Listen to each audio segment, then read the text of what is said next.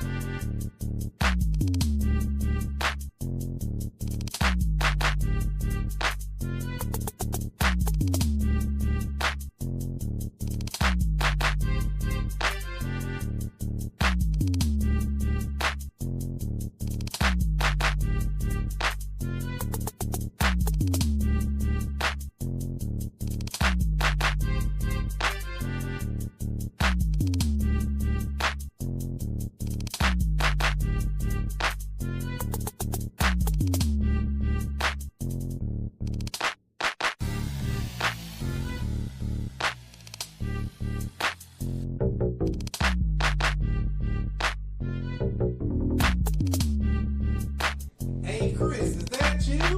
Damn!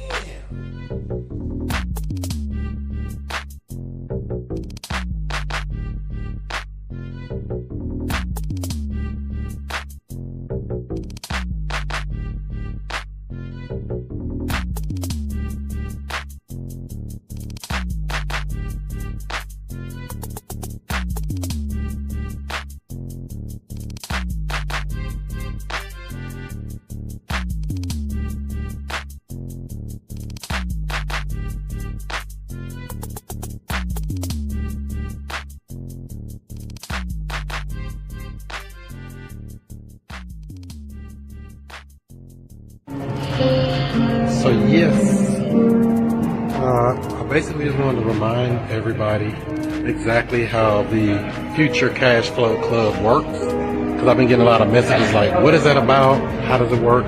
It's basically a group. So you see how I do these live seller calls, things like that. You get to get all the replays for all of those. You actually can get the paperwork, purchase agreements, assignment agreements, cancellation agreements, addendums, all of that stuff that you need if you sign up for the elite package at futurecashflowclub.com. Or if easier, it's probably you can just go check it out for a free trial. Lots of goodies in there, behind the scenes stuff, actual help with your deals. If you want to communicate, say, hey, I'm stuck on a deal, I need some help, I'm looking for lenders, I'm looking for whatever, I'm a resource for you. So all you have to do is be part of the club. futurecashflowclub.com. Check it out.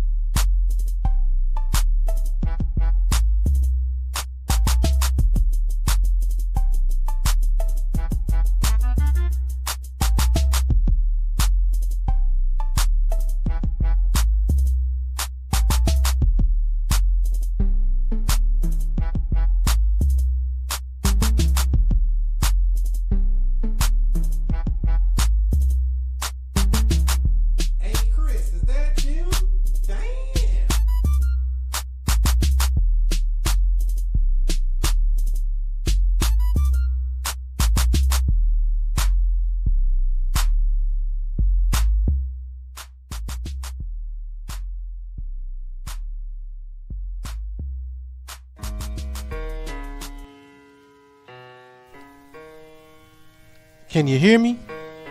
I don't know. If you don't know who I am by now, I don't know what you've been doing. You been asleep? Let me wake you up with something. Straight up. Yeah.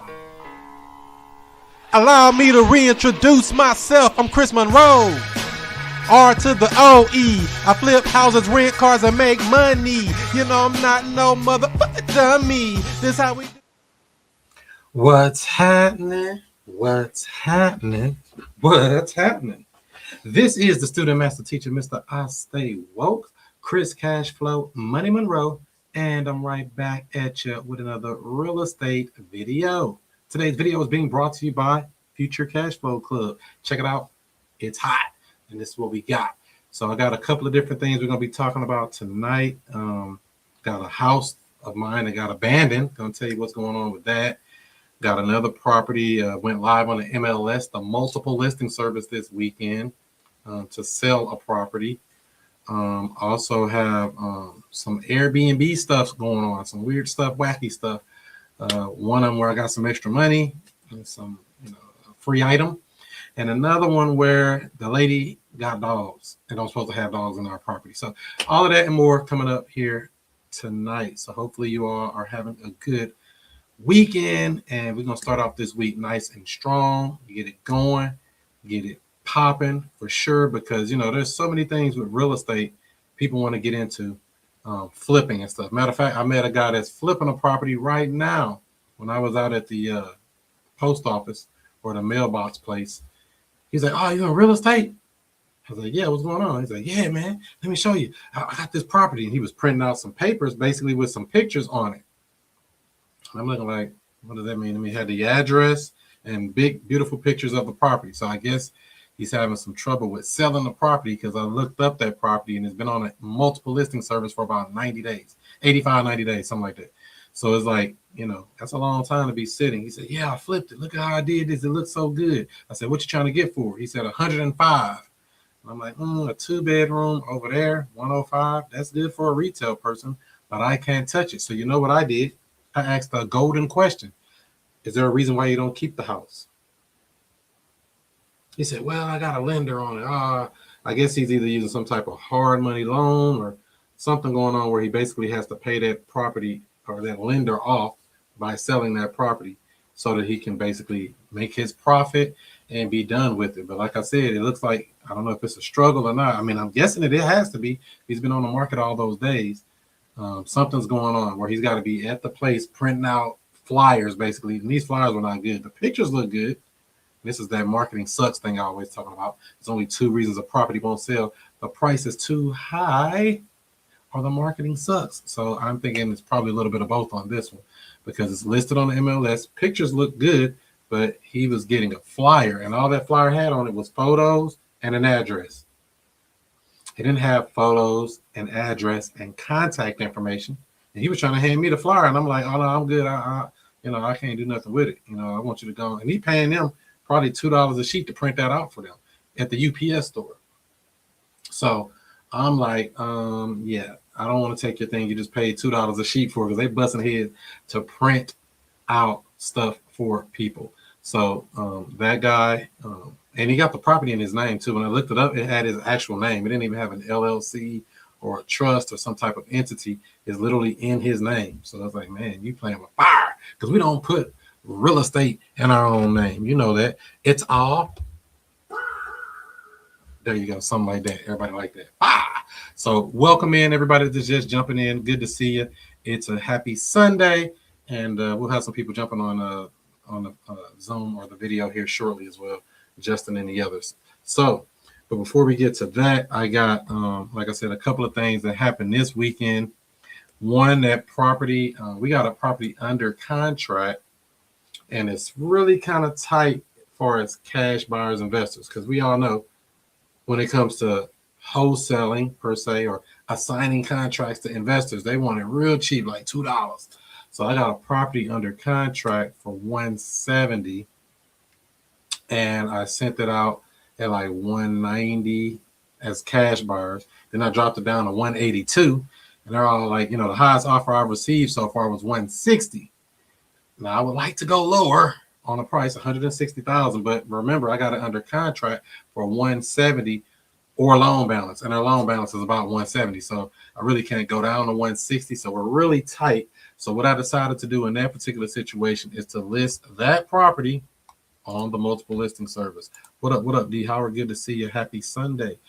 Good to see you. So yeah, I decided to put that property on the multiple listing service. So I'm getting some different types of buyers now. I had a couple people see it this weekend. One of them was a guy who walked the property and he was like, yeah, I'll take it. I like it, but I just got to go get my financing back in order because he had a pre-approval letter through a conventional loan, because that's how I put it out on the MLS, conventional or cash. Why wouldn't I put it out on an FHA loan?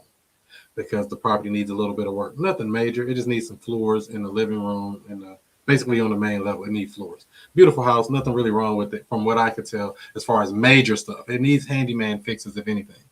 So for that particular property, I'm thinking, throw it on a multiple listing service, see what kind of traction we get. So we had a couple people look at it this weekend, and I got somebody trying to see it next weekend, tomorrow Saturday. And I'm like, Saturday?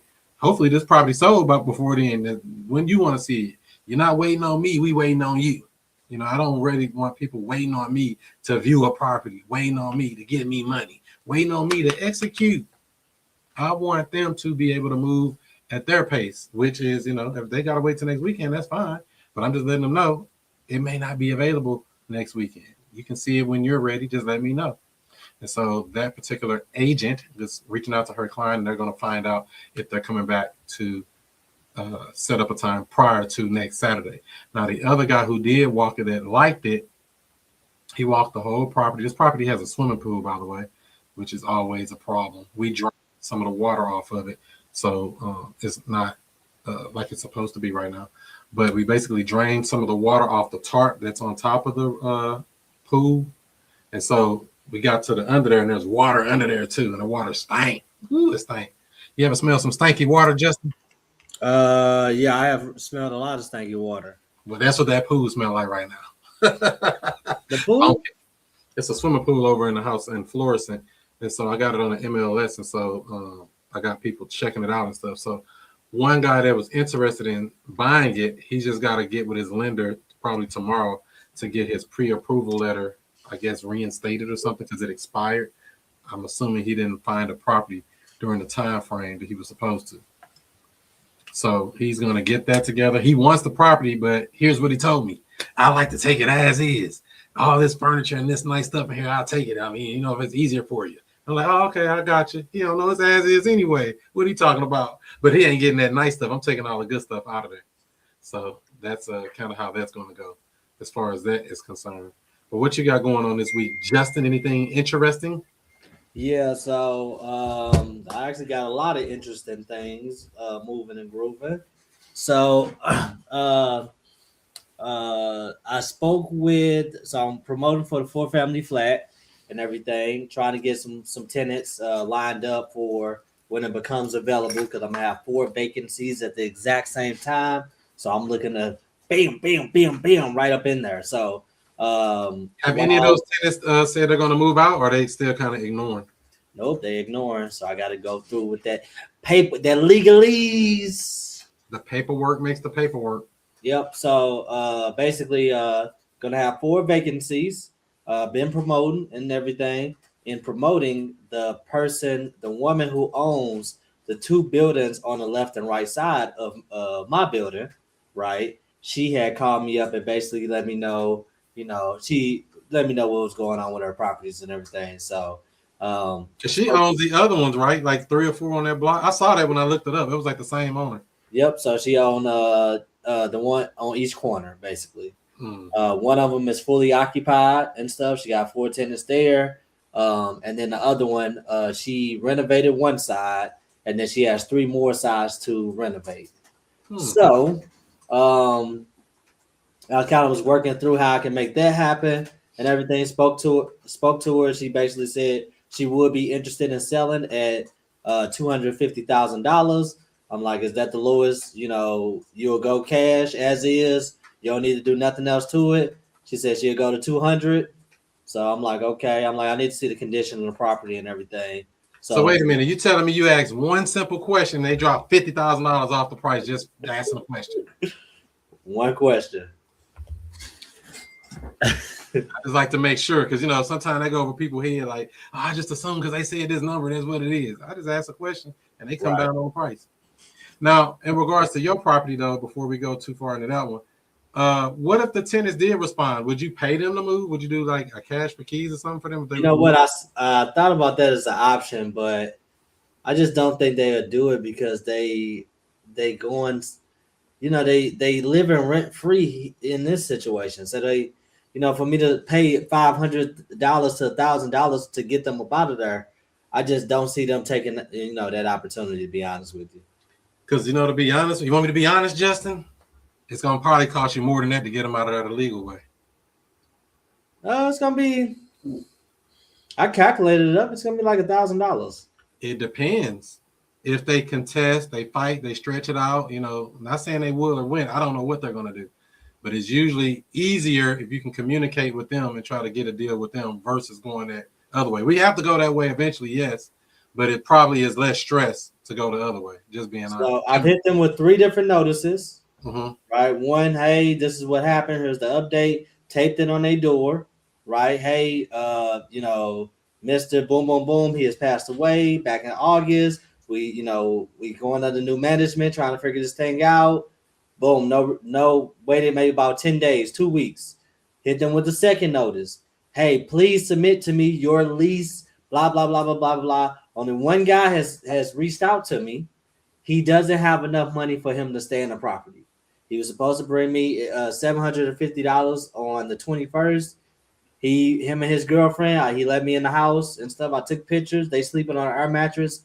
He does not have enough income to stay where they live in. So, that's the situation with that particular person. Everybody else is just ignoring me.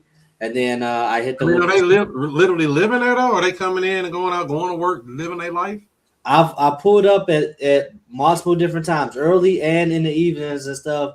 I can't identify. I haven't seen anybody walk in the house. Maybe I could sit out there and wait, but I'm like, I ain't trying to do all that. And let's just go and file the evictions and stuff. But yeah, you're right. If they contest, I don't see where any money could be spent though. If I have somebody do it, pro se and stuff, and it might take longer, but. Well, there's a lot of ways it can go bad or good. I don't know which way it's going to go because, when you're dealing with people, they're complex. Real estate is pretty easy. It's these people that are complex. Not saying that they would or wouldn't do anything, but they could damage the property out of malice or, oh, you want to kick me out? I'm going to show you, because we don't even know who we're dealing with. At least we had a point of contact and they told you, go to hell. At least all right, we going to hell with gasoline draws. You already told me go to hell. Let's go. Now somebody else, they're like, hey, I'm just falling on hard times. Hey man, we'll just let you out now. Go ahead and leave, broom swept, and we'll pay you $500. That's easier to work with that person than to go the other way or whatever. And they don't even have to be $500. I just said that because you did. But the other people, the not non-communicators, we don't even know, who they are, what they're doing, why they're there, if they're supposed to be there, anything. So it kind of makes it kind of, difficult. Well, it's just one of those things. I just got to go into action and let it figure itself out. Shit. There you go. Yeah, and I got people who are going there no matter what the condition is, to be totally honest with you. I know that's right. And that's the thing, too. So, even if those people decide to move, don't move, damage the property, do it. Whatever happened, going to happen. But I always try to, get something done without going that long way route because it might take months. And it might take no time. It might be easy to get them out. We don't know, but you're gonna find out. Let's talk about this this deal or whatever, the continuation. Okay, so the lady who I spoke with, she has a fourplex vacant on all sides, renovated one side. I have people ready to go that can move in, that can give me immediate cash flow. She's hurting. She owes $80,000 on the property. She dropped down to to 200. She tried to make a $120,000 exit. I thought about doing something to where, and it might be stupid for me to do, but I'm like, okay, maybe if I get her low enough on her property, I can assign her my property. That way she keep 4 doors. They renovated, and she sell me her property for what she owe on it, which is 80 grand, and I can make a wholesale exit on her property. I thought about that. What do you think about that? Will she sell it for what she owe on it? Yeah, but I have it presented in this way of assigning her the fourplex that I have, and she take. Does she want more property? I do. Her goal was to own all 4 of those, all 3 of those buildings and everything, but she could not. She's run out of cash. She's burning. This is why I always like to ask, though. You know, even though I may know the answer, I mean, if there was a way you could get all the properties on this block, I mean, what is it that's stopping you from achieving it? And make them say, "Hey, I ran out of money." You know, even though we know they probably ran out of money, but what if there was a way we could structure where you can get all of these properties? I mean, how would that look for you? You know, some type of question like that. I'm always thinking, what's the question I should be asking them so that they can come my way without me making them come my way? Yeah. You know, not like I'm trying to sell you something. I'm just asking you a question. You told me you wanted this. I didn't offer you that. Yeah.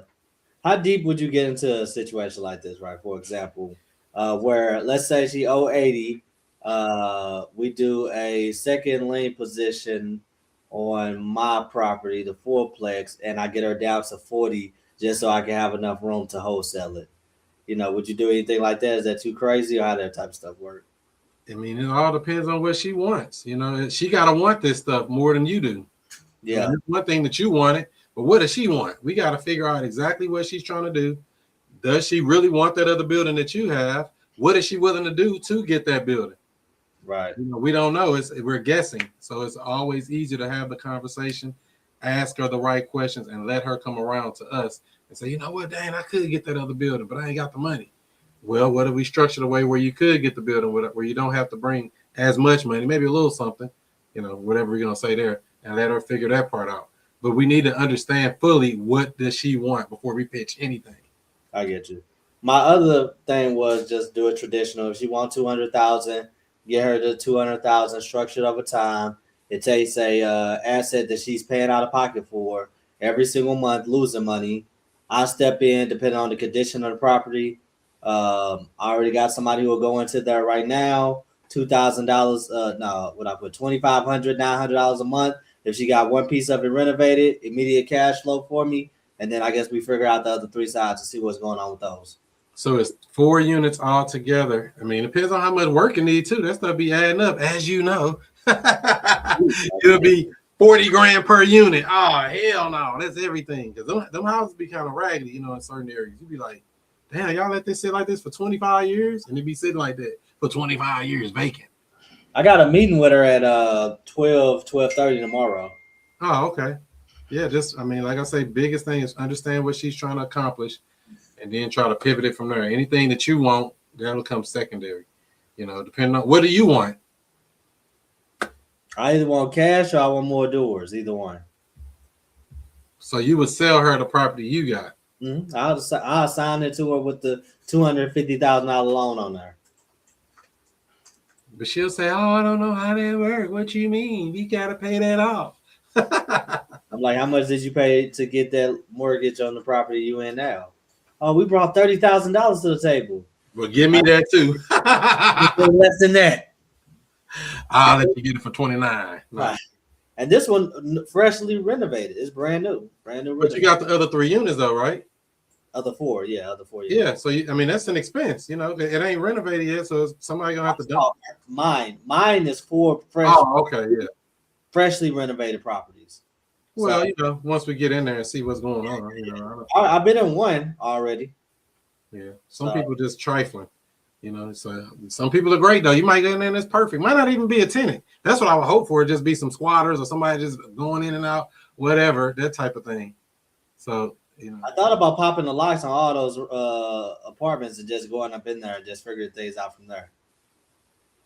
No, I'm not going to tell you to do that. You can do what you like to do in life, but it's illegal as it gets. Well, so what happened with your notice is that you taped to the door. Did they take them down or they just take them down? They up in there. Oh. They living the good life. So that's the thing too. On that letter, I don't know. I probably wouldn't have said anything about bring a lease and all that stuff. I just would have. That was the second notice I put out there. What did the first one say? Hey, you know, this update on the situation.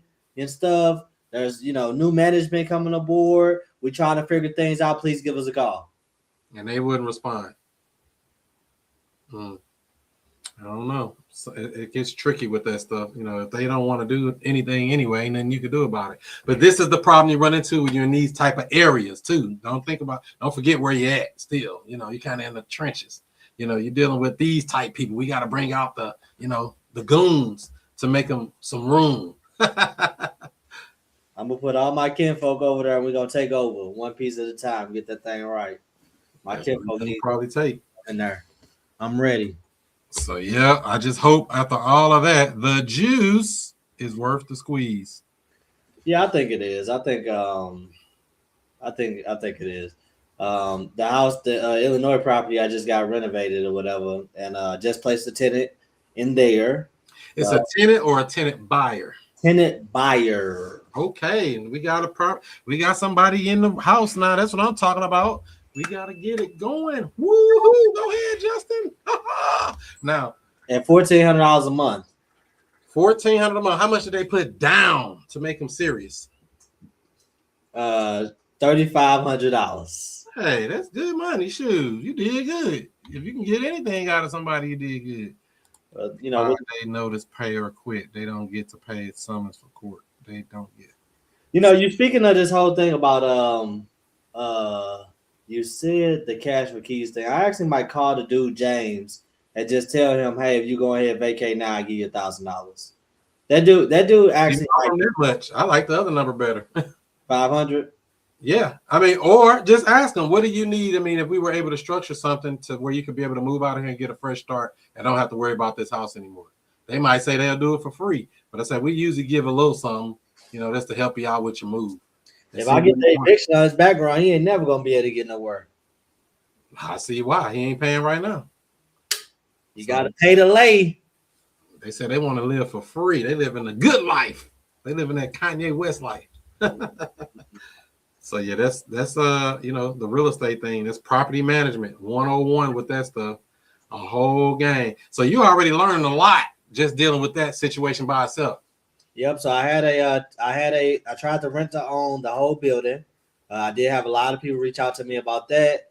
I had one girl who was actually going to pull the trigger. She was going to bring $15,000 to the table in order to get into the deal. She pulled out last minute, of course, and stuff, how they do. Why? She said, something came up. Her son said they got to pay for something or whatever. So, it is what it is.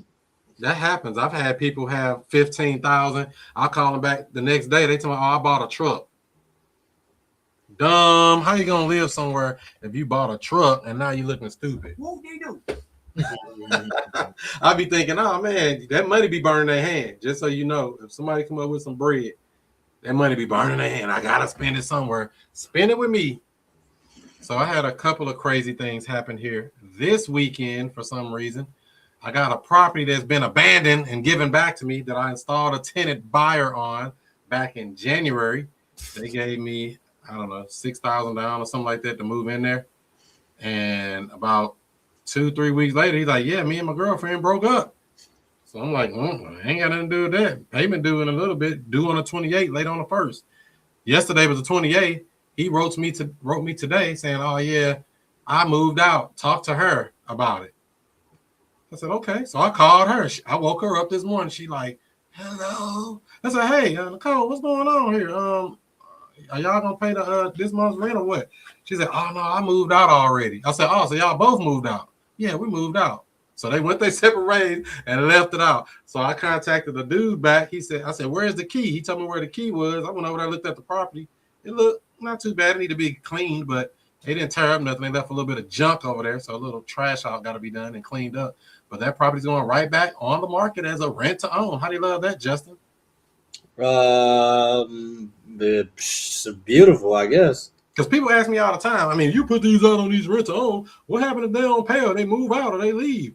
You put it back out and start all over again. That's what you do. You get another non-refundable from the next person, another monthly payment from the next person, and you start that thing all the way over again. What they call that? An infinite return. It never stops. That's what I told Chin when I was placing a tenant buyer. She's like, oh, what if they don't actually buy the house? I'm like, you can put somebody else in it. And literally, got somebody to bring $12,000 to the table, and they done missed their first month rent. They already missed, just like these people. Then they made 1 month payment. They did their deposit and money, and they made 1 monthly payment of $1,850, and they ain't paid no more. Only thing that was bad about that particular deal, they took my washer and dryer out of there, even though that came with the house when I got it anyway. It ain't like I put it in there. But my washer and dryer is not in that basement. Wow. So I'm like, he paid $6,000 for a washer and dryer. That's cool. Would you sell a washer and dryer for $6K? 100%. Sold to the highest bidder. So yeah, that's that particular dude there. So that property back out on rent to own. That's why I'm marketing the KB here this week. I think I got somebody that won it. We'll see what happens there. We're asking about that house after the fact. After I put these people in, I said, yeah, that house gone. They said, oh man, I really wanted it. I'm like, really? How y'all gonna want something after I've been marketing it for weeks? Somebody get it, now you want it too. Ain't that something? So I got that, and so I got another wacky story. Our house down on Itasca, always something with that house. So I got it out right now on the Airbnb. Somebody's in there for like 9 days, something like that. They're supposed to be moving out on the 1st. So this girl, she puts in there just one person. I look on the camera when they checking in, it's her and 2 dogs. So now I'm looking like, well, she got dogs. I'll just bill her for it later. Come to find out, this weekend, my neighbor over there called me and said, hey, Chris, whoever you got in there on that Airbnb, they dogs is loose. I'm like, what? I got the little one corralled and put him back in the house, but the big one is a pit bull and he ain't too nice. I said, oh my God. So I reach out to the lady and tell her, hey, your dogs are out. She comes back, I guess, puts them away. And then the next day she calls me saying, or messages me, hey, or not even the next day. Well, I guess you can't call the next day. 1 a.m. Hey, Chris, I'm locked out of the house. I lost the key. So she done lost the key to the property. Don't supposed to have 2 dogs there. So I'm finna hit her over the hammer with some fees. We're gonna charge at least $200 for the emergency lockout, $50 for late, just like it's emergency. And I don't know, well, the charge for our pets with Airbnb is already set. It's $10 per day per pet. So whatever that adds up to be, I'm going to be sending her a bill for that. But I'm going to do all of that once she moves out. I want to make sure she gets out of the property before I start hitting her with all these charges. Don't that make sense? 100%. Because, I found, when you're dealing with people, like I just said, even with your situation, I don't want them to give me no extra problems that I didn't have. They know they messed up. She like, oh, yeah, I'll pay for it. But she don't understand. She paying for all those locks because that key fit every door on that property. If it's the garage door, if it's the back door, the front door, the basement door, that one key can open all those doors.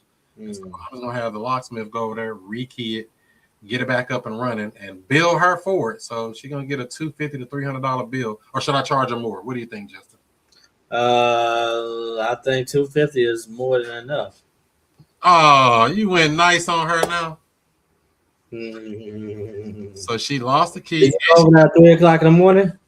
Yeah, it's like 1 a.m. I had to drive all the way over to the south side to open the house because I had the other key on my key ring. Other than that, she locked out. Because she dropped the key down in her console in her car or something. I don't know. Some silly mess. But she's like, oh, I know it's late. Yeah, it's 1 a.m. And you already on the other side of St. Louis. But this is what we deal with when we're out here willing to deal and talking about real estate, talking about hospitality, talking about helping people have a place to sleep. So that's an Airbnb story for you. And I don't know. So I just going to charge her that when she moves out on the 1st, and supposedly have a tenant buyer that wants that property as soon as she moves out. That's why I really wanted to wait too until she's out. Because if you didn't know, on Airbnb, if a person don't move out, you know what they do, right? What they do? Absolutely nothing. Absolutely nothing. They tell you, oh yeah, you got to work it out with them. Or they don't even get involved. They have nothing. They do. Airbnb does nothing when it comes to that. And I want to say it's probably the same for booking.com. It's probably the same for VRBO. It's probably the same for all of them, So, you got to play smart, play to win. So if they put a tenant in your property, they take no accountability for helping them get out your house. Ask me how I know. But they should give you some type of reimbursement because these companies all they be is technology companies, so they have no hard costs and stuff. So they should be cutting checks to landlords and everything if something go astray. They don't love you. They don't love landlords. They just love your property that they get to make money off of. So just so you know, that's why I always try to, work it out with the people or get them to a point where I can get their butt up out of there. And now I got control of the deal, then I can do what I want to do. But I don't want to have them in possession of my property and I'm trying to fight them and argue, man, I'm going to show you, and doing all that stupid stuff. And then you don't get your house back, or you get it back destroyed, or you have a problem that you couldn't have had just by playing a little bit smarter. It's playing chess, not checkers. Or we playing poker, not Uno. You know what I mean? But do you always change your keys on your properties when them people be leaving? Well, we got a lockbox. We either have a lockbox or a smart lock on the property, depending on the property. But what's to stop them from making a key to your house? They can make a key. Ain't nothing I can do about that. But this is why I keep good energy with people for this reason. We all, especially us looking like this, we always the fault. Man, I'm gonna show that food. I'm gonna do this. I'm gonna do that, and that stuff ain't gonna get you nowhere. You know that from our good friend that's over there. You go straight hood mode. It sounds good or it might feel good right now, but it doesn't serve you well in the overall scheme of things. Unless you got control of your asset, that's something different. But when you're working people and trying to, I'm gonna show you and I'm gonna be a bully and I'm gonna whoop on you and making threats. Okay, find out. F around and find out. Yeah, because if you do that stuff, you got to go all out. You got to completely eliminate them. That's my point there. You said it better than me. So this is why I always say, how do we find a way to work these people in a good way? We got to get gangster mode. That's fine. But I'm not defaulting to that because it's a lot of the problem going to come on my shoulders when the smoke clears. No matter what happens, whether they locked out, lost the key, whatever happened, even though that stuff's not really major, I could always get a locksmith to go just rekey it or something. That's not an issue. It's just that it costs money. It's an inconvenience, and she got to pay for it. I'm not paying for none of that. All of that comes back to that. So that's what we got there. So that's Itasca. And then the dogs. Like I said, $10 a day per pet. That's $20 a day. Do Airbnb got insurance? Yeah. Yeah, they got insurance. What happened by one of their tenants? Do their insurance policy step in? Well, so let's get it corrected first. They don't have tenants. That's the first part. They don't have the word tenant ain't even in existence. We can say it for this just to describe who we're talking about, but they are not tenants in any way, shape, or form. Members, what are they? Patrons, they're guests. You allow them into your home. Okay, do they have insurance for their guests? Yeah, they got insurance. So if they break a lamp or something like that? I'm sorry, what's that? If they break a lamp or something like that? Yeah, they pay for it. Well, the default answer is the guest pays for it. In the event the guest doesn't pay, that's when we put a claim in and then they go through their process and then they pay. I've received money for stuff from them before. I've gotten paid from it and I've missed some where they didn't pay for it. Like I had that house over on Burton. I had some crazy people upstairs in that unit and on an Airbnb. They were there for like 3 weeks. And the lady was so drunk, she couldn't even come out of there. And so they tried to drag her out, got her out of there. She must have failed and put a big gash on the wall. It was a hole in the wall like that. I mean, it's not a major thing, but it is a problem. You got to match the paint and all of that stuff. But Airbnb did not pay for that particular one. So Chris, with the way we, our acquisition play with the creative and all of that stuff, right? Obviously, you always want to put yourself in a win-win situation with going into it and, making deals profitable and all of that stuff.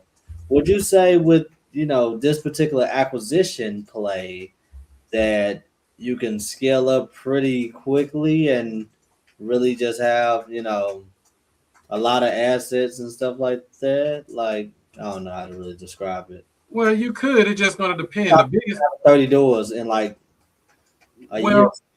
The number of doors is not your thing. The number of cash flow is what you're looking for. I learned that too because I dabbled in those cheap properties, and them things were headaches. That house I had in Ferguson, it made money, but God, it was a headache. It was a headache from the first tenant buyers to move in there. The girl tried to shoot her boyfriend, 2 bullet holes in the wall. Then after they came out, I got another person in there. I guess he went to jail or something. I ended up taking the property back and selling that property.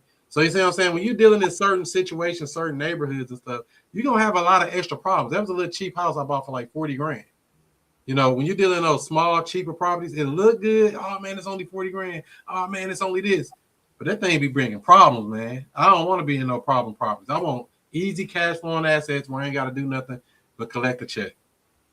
So, you know, I try to keep my ARVs after repair values 100,000 and up, 150 and up, 200 and up if we can get it. That sweet spot is usually between 150 to 250. When you start getting, you know, way below 100 and way below 80 and way below 60 and way below 20 and all that, you in the trenches, man. It ain't worth it. That stuff would be a lot of problems, i.e. the tenants don't pay, they run out of money. You know, and that can happen to anybody, but it's just more problems that I want to deal with. From my experience, you know, so I got rid of a couple of my cheaper properties for that reason. They're too much work with not enough payoff. I like where I can mess up and still be like, damn, I made more money on that and I ain't do nothing.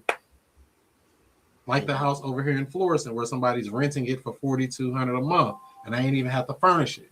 On a house that should be renting for like maybe $2 grand on the high end, somewhere between $1,800 to $2,200, but they paying $4,200 and they paying all utilities. And they took it as is.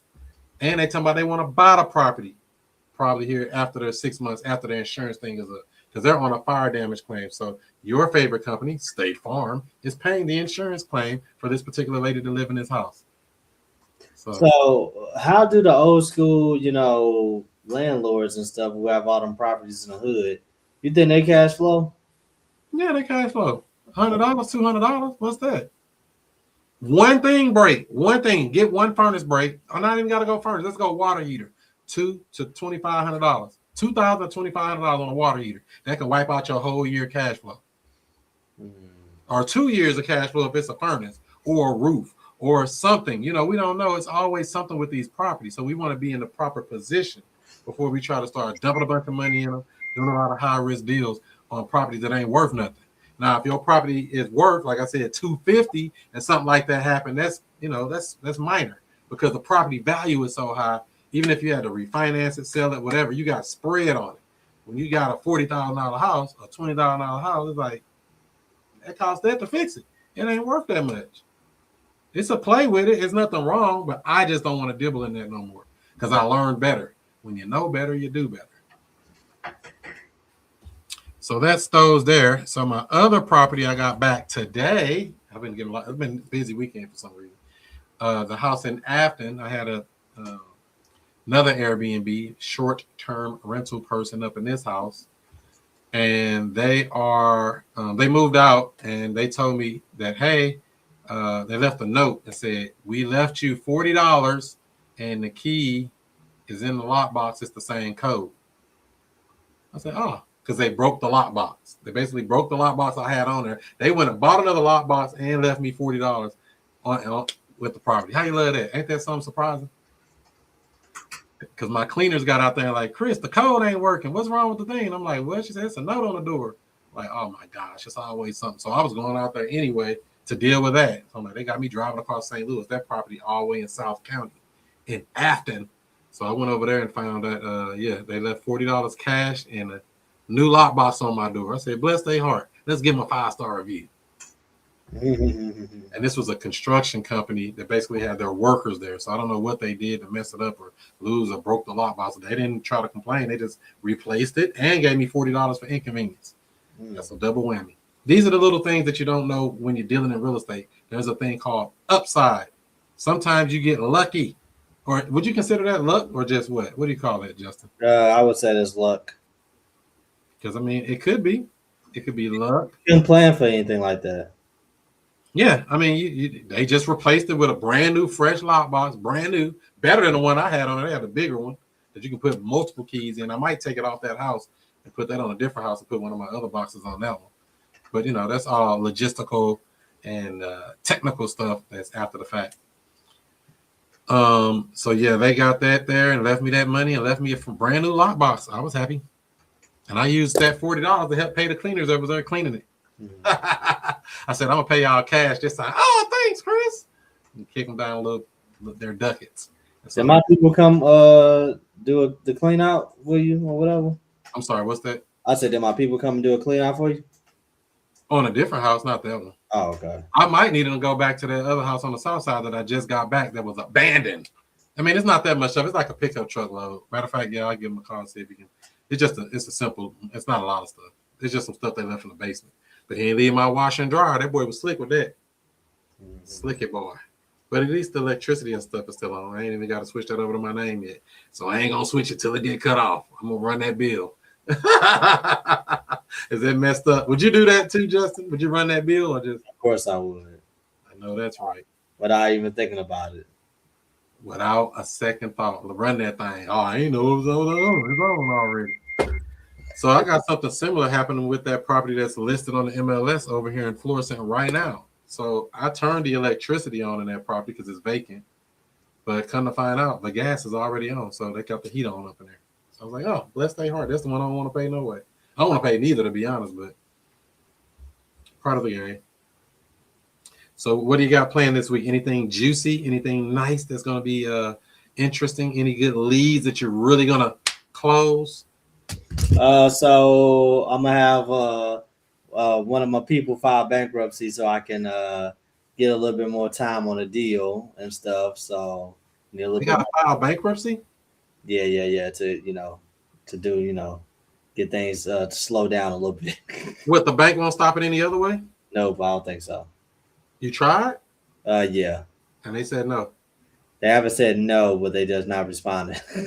Call them. What bank is that? It's called First State Capital, I think is the name of the bank. I never heard of that one. Yeah, it's out in St. Charles, actually. I'd call them. Seriously. Say, hey, yeah, did you receive our file? Did you receive our paperwork? And when is the auction? April 2nd. Oh, snap. Yep. And I guess a temporary restraining order wouldn't help either, huh? Well, the thing is, that has its own little process or whatever, right? When you do that stuff, you got to come with cash. It's not a cash deal. What do you mean when you file it?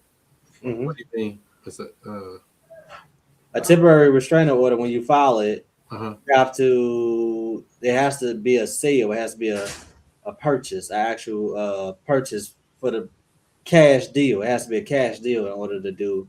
Hey, I might be wrong, but I'm pretty sure that's what I was informed of. Wait a minute, I'm trying to make sure I'm understanding here. So you're saying that the temporary restraining order will not work because of what?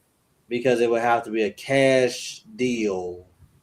That don't have nothing to do with that. That don't even mean you're selling a house. Who said you're selling it or anything? Temporary restraining order just means I need a temporary restraining order to stop the process because this will put me in a bad position, i.e. foreclosure. That don't have anything to do with if you're buying, selling, trading, living in it. None of that has nothing to do with that. Them are two separate things. Does that make sense? That does make sense. Yeah, you buying it or not has absolutely nothing to do with a TRO. Has nothing to do with a bankruptcy. Has nothing to do with any of that stuff. The only time it has something to do with it if you're talking to the bank and you sent them a purchase agreement and your other paperwork, and then they said no to that. Now that has to do with purchasing, but the courts don't have anything to do with if you're buying, selling, or what you're doing.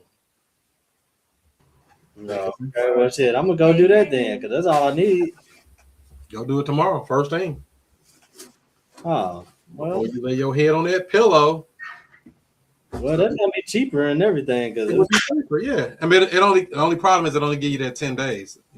So within that 10 days, they still got to reset and get it back on the auction. So it don't even have an auction date. 40 days, huh? It has an auction date. Oh, you said it does have an auction date. Yeah, so that's really like 40 days, because once you do that and you stop the bank from going to that auction, the bank has to restart their process again. How much is a TRO cost? I don't think it's that much. I think when you filed it, it wasn't that much. $75 for the documents or whatever. That's all it costs. The filing fee. That's what they charge at St. Louis County, or is it the city? I ain't never done it in the city, so this will be the first time. Probably $75, $100, and they gonna pay that, or you gonna pay it? You already know I'm gonna have to pay. They got $75. Well, it ain't. I mean, is it a deal? I'm giving the property though. I'm sorry. What's that? I'm being gifted the property. Oh, well, just sign it over. Trash. No, this is not trash. Yeah. You say sign it over. I'll take it. Sign here and here. Okay, the paperwork. So, in the event that they are able to do that TRO, I mean, they give you the few days. But is it a deal?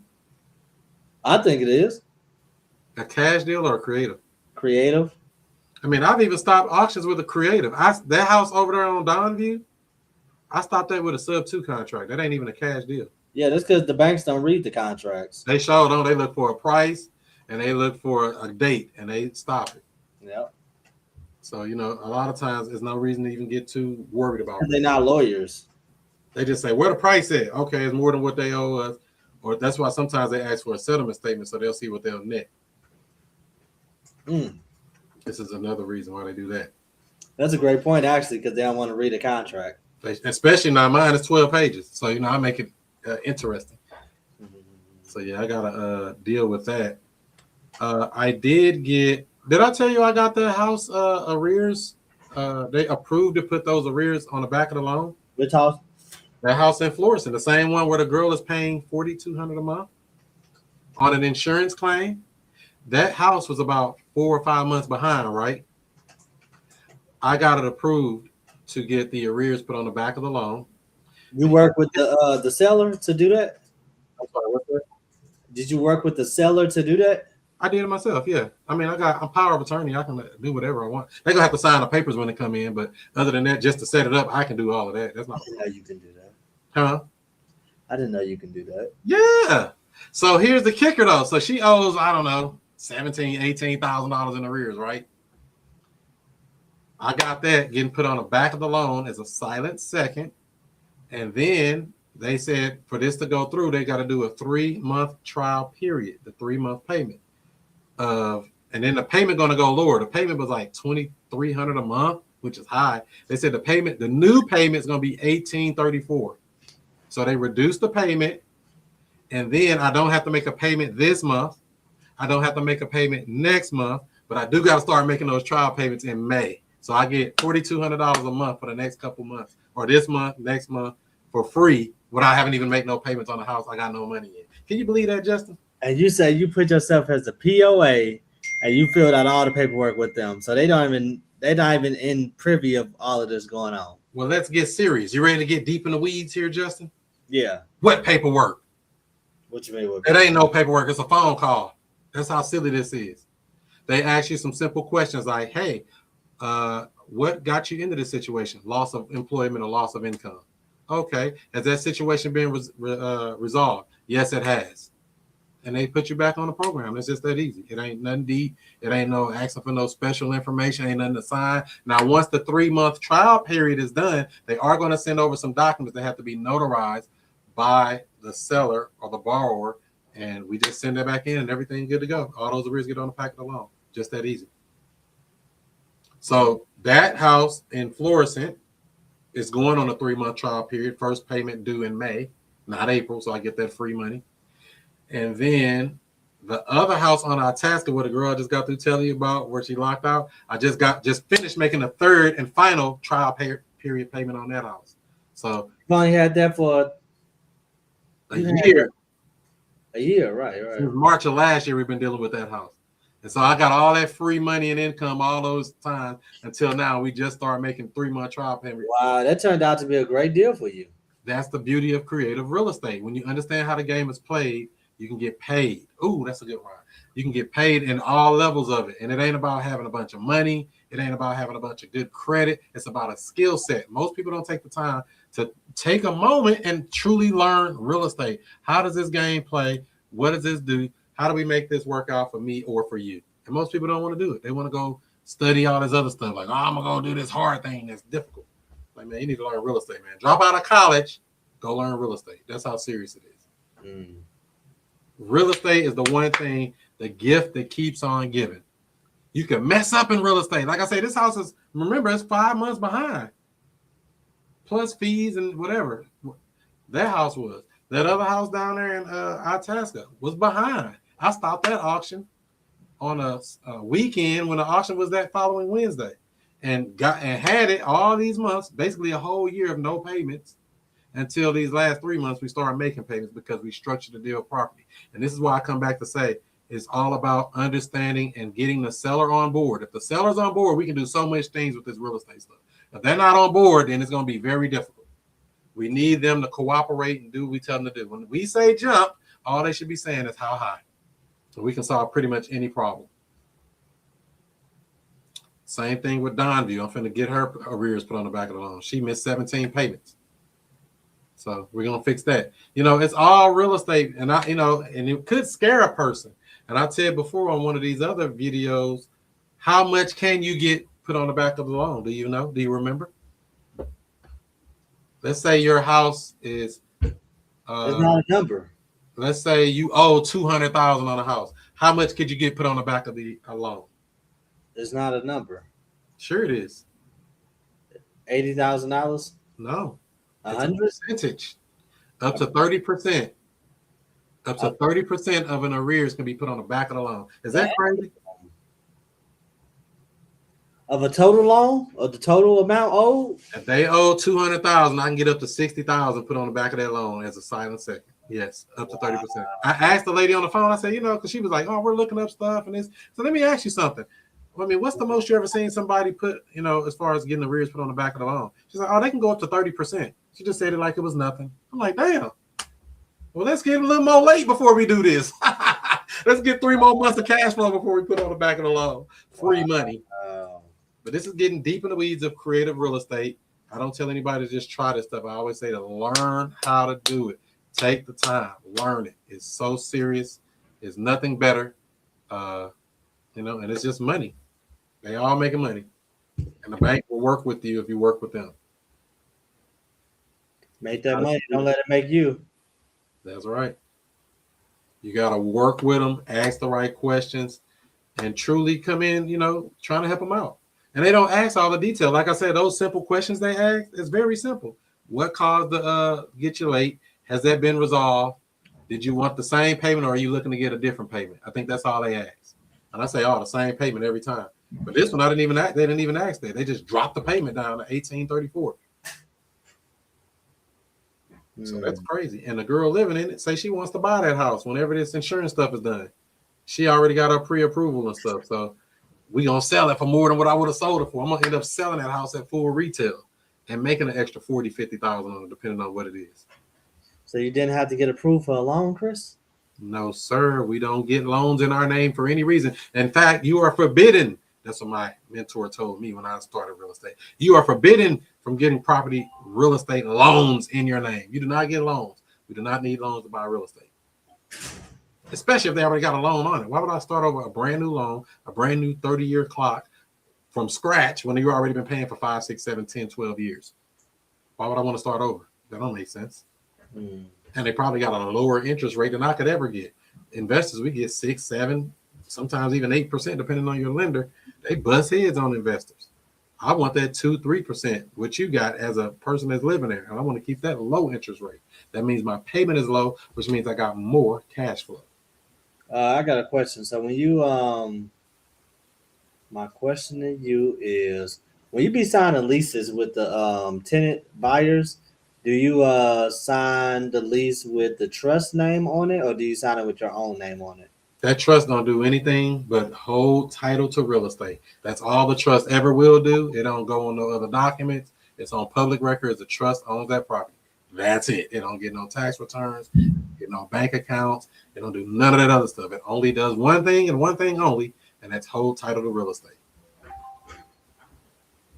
Now, as far as when you're doing leases, you can put it as an LLC, leasing it to them, or you can do it from yourself. It's usually better to use it as an entity, but not that entity. And you can make an entity property manager of a property, or yourself property manager of a property, because most people don't look into that stuff anyway, to be honest. Actually, to be honest with you, no one has ever looked at any of this stuff that I'm talking about.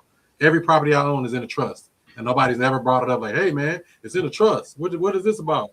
Nobody's never even thought about it. They don't even look at it. They don't even know where to look for that stuff. So that's why I always be talking about this real estate stuff can be used for good or for evil. Evil. So don't use it for evil. Use it for good. Help people out, whether they're in the hood or not. So that's what we got. What are you doing on yours? Are you leasing it from your name or from an entity? From my name. So the only problem with that, really, per se, so let's just say you put a lease in your name and it go to Joe Smith. He's going to be a tenant buyer. He's going to be a tenant, whatever. Like he's renting at $2,000 a month. whatever. Let's say you got to do an eviction. Guess your names go on public record, putting somebody in the eviction case. Oh, you can't hear me? What's going on? Uh-oh. Sorry about that. Let me fix something here. How about now? Can you Yeah. hear me? So, any event you have to evict them or do some kind of legal action, your name is on public record. Justin Holmes is suing somebody or is evicting somebody. You got your name on public record for life when you could have just had it in an entity that you made up that don't own any property anyway. That's how I do it. So With the use the LLCs to. it's like $50, right? So I mean, you can use a empty LLC that owns nothing; it only manages property. Or You do you do your management LLC? Correct. Yeah. Pretty houses. We have an entity that does nothing but manages property. We have two entities, as a matter of fact. Right. Yeah. So we have two entities that do nothing. That all they do is manage property. So if I have to sue you or do something, it'll show that, hey, yeah, this action is being brought to you by ABC LLC, versus Joe Smith that didn't pay their damn rent.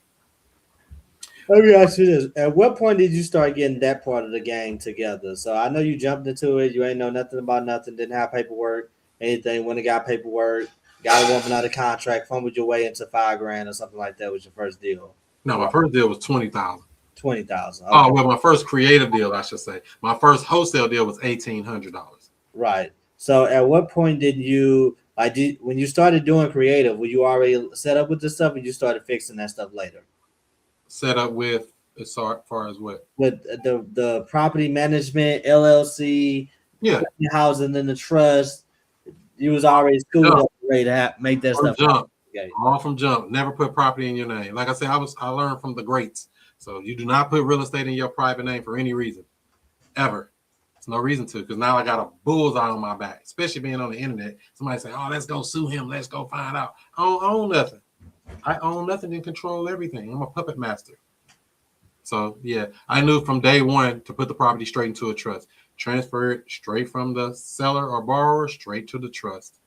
And then the proper way to do that, and then some people don't do this the proper way, the actual proper way to do it is you do that warranty deed to trustee from the property owner to the trust. You make the beneficiary of that trust the borrower. You keep that document, and then you set up another set of documents where you assign a beneficial interest of that trust from the borrower, the seller, to you or your entity from them. So only everything that they ever see at the title company or anywhere else always got their name on it. Or even you can use that if you even send it to the bank and they're like, hey, you got this out of your name. Oh no, look, it's in the seller's name. And you send them those documents, not knowing that it's already been assigned another beneficial interest of you. But that's getting deep into the weeds of trust and things like that. And a lot of people don't understand that that's the proper way to do it. It's an extra step. It's this extra paperwork. All of this stuff is paperwork. Real estate breathes through paperwork. And people. Can you talk to people? Can you do paperwork? Well, you can do real estate. Don't wait to buy real estate. Buy real estate and then wait. So, yeah, you learned it quick too, though, Justin. You didn't come in doing nothing too crazy. Mm-hmm. Not out of control. So, yeah. I'm gonna have 30 doors this year, Chris. We'll just get the cash flow. Don't count doors. Count the cash flow. Count cash flow. You know, $100 cash flow, $200 cash flow. I want to see some numbers, because even that house on Itasca, that house cash flow for months. I mean, I was getting what, $3,000 a month. The house over here on Foxwood that I just got back again from another group of people. That house in Maryland Heights, that house cash flow. What were they paying? $3,500 a month? No, $3,750 a month. My bad. I'll try to short them. $3,750 a month, and the payment on the house is like $900. If I'm getting $1,200 of cash flow from a 4-family flat, is that good cash flow to you? Could be, depending on how much work you got to do. Do you have to manage that? I don't want to work for money. The rich don't work for money. I don't mind working, but I don't really want to work for money. I'd rather work for assets. That's the trick they don't tell you. Work for assets, not for money. You know, we can be out here fighting and doing all that. Oh, yeah, but I got the cash flow up. That's cool. I don't want to work it, though, to be honest. I get $1,200 cash flow and do no work.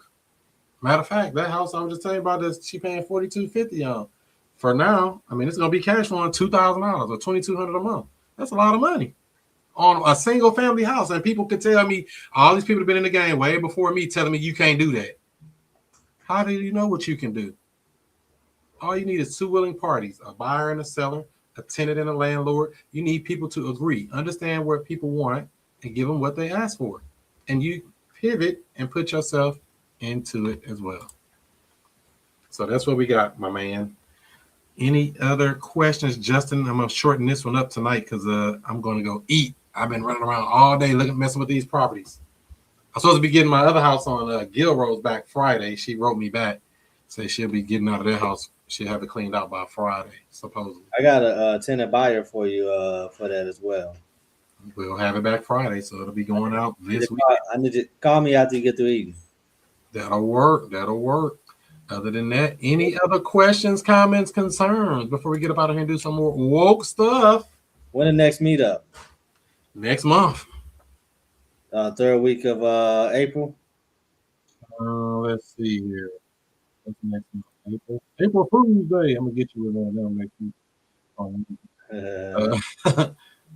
Ooh, I'm supposed to close 2 deals on the 17th. That's my dad's birthday. Rest in heavens. So maybe that weekend. House was an old school pimp back in the day. He's 417 and I'm 1017. How we pull that off? Girl, that's crazy. So yeah, it'll probably be the third week. Yeah, we'll see. I'll get something together for that. Old pictures of your poppy had that Jerry curl in his head. I said, oh yeah, he probably kept a long fingernail, a long pinky nail. I said, I see what kind of brother this is. Oh no, it's a Cowboy fan. So hopefully you got something good out of this today. But before I let you go, Justin, you know my question of the day is the same thing. What have you learned today, Justin, if anything? I didn't know you can get the people to sign off on a POA and I do the loan modification on them like that. I didn't know you can but I guess it makes sense. You just call them and do it with no paperwork. But the POA thing is a very interesting thing. It's great. Just a little thing I ain't really trip off of. Well, it goes deeper than that. It ain't even about the POA, the power of attorney. It ain't have nothing to do with that. You can do this same thing with the authorization to release just to be able to speak to the bank on behalf of the borrower. Right. That's how gangster this is. And if you're really, really gangster, you can become the borrower. You don't even have to send all that in. Just, hey, my name's Joe Smith, social 4472, and the address is this with this zip code. And I had to do that on short notice to get deals through. But they gave, with their permission, by the way. Not saying I'm doing something wrong or bad, but there's ways to do this stuff. There's ways to solve these problems, help these people with real estate. And you can do it, Justin. All you need is the seller to be cooperative. If you got a cooperative seller, there is nothing you cannot do. That's all you got to remember. 30%. Yeah. That's right. 30% of the risk can be put on the back of the loan. And that can be a lot of money. That can be $60,000. If it's a $200,000 loan, that's a lot of money that does not have to pay and put on the back as a silent second. As a partial claim. That's what that's called, a partial claim. So hopefully you got something good out of this. Any final words, Mr. J? Well, you know what I'm going to tell you. The same thing I tell everybody. Do what you do. Be who you be. And I'll see you before you see. So I want to get into real estate, but don't know where to start. Well, what I would say is to join the Future Cash Flow Club. It's a community of investors where we talk about wholesaling, we talk about creative deal structuring, buying houses subject to, all of the creative stuff that everybody's talking about. You don't need a real estate license or any of that. Wow, where do I sign up? Well, I would say go to futurecashflowclub.com. That's futurecashflowclub.com. You can even get a free trial. Try it out today.